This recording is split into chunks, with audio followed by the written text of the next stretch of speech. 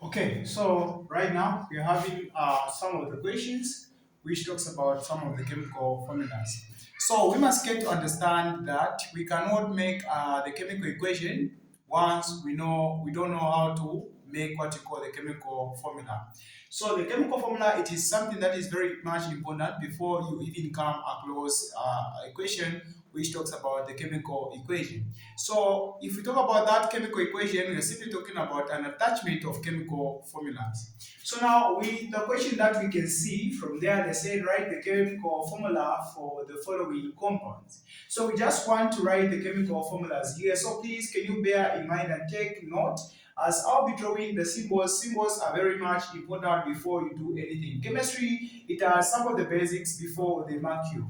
So with calcium, it is in group 2. We are going to write calcium like this as it is in group 2 from there. Then oxygen, it's in group 6, meaning it gains 2 electrons in the outermost shell. So gaining, it is a negative, while losing, it is a positive. So with calcium, it gains 2 electrons, while oxygen, it loses with calcium, it loses 2 electrons. With oxides, it kindly gains 2 electrons. So what happens here, positive, negative, where is going to go. Then since we're having 2 and 2, 2 and 2 is going to go. Then we are going to have calcium what? Oxide.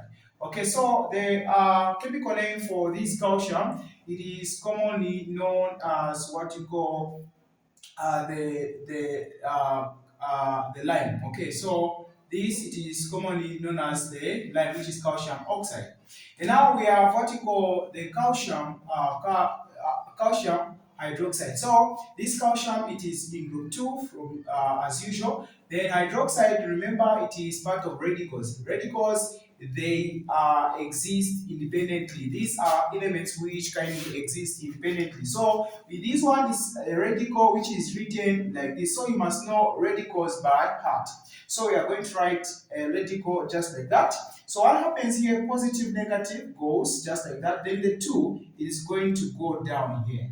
Are we getting the point? So we are going to have calcium from there, open bracket, oxygen, hydrogen, and the 2 outside.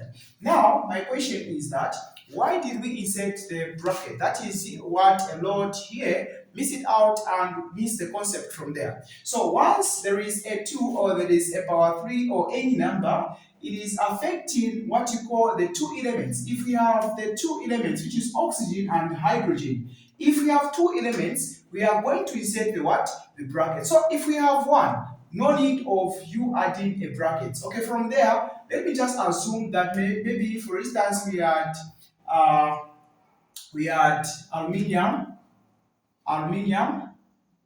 oxide from there. So aluminium oxide, because there is no 2 element here. So if we have 1 element, so positive, negative goes, the 2 comes down, which is aluminium from there too. Then the 3 goes down, which is the oxide, which is like this. So this one you can see that no need of you adding the brackets because there is this shows that it has 1 element. So if we are having 2 elements, which is oxygen and hydrogen, henceforth the brackets must be improvised.